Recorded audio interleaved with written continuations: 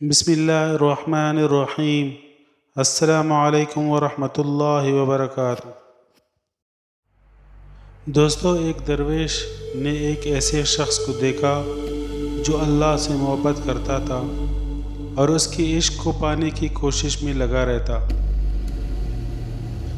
درویش اس شخص کے پاس گیا اور کہا، دانا شخص، تمہیں اللہ کا قرب حاصل کرنے کا جو شوق عطا ہوا اور جو عشق کی آگ تمہارے سینے میں لگائی گئی ہے، دعا کرو کہ وہ مجھے بھی عطا ہو۔ دانا شخص مسکرایا اور کہنے لگا، مجھے تم پر ترس آتا ہے۔ یہ وہ آگ ہے جس کو ہر شخص کا دل برداشت نہیں کر سکتا۔ عشق ہر شخص کو عطا نہیں ہوتا، ہر شخص عشق کے لیے نہیں بنا۔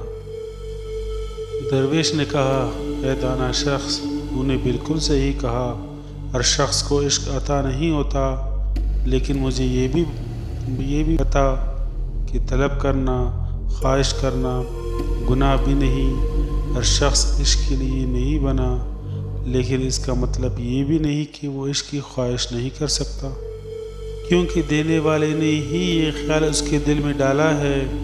عشق کے دربار میں داخل نہ بھی ہونے دیا گیا تو ہمیں جوتیوں میں جگہ تو مل ہی جائے گی۔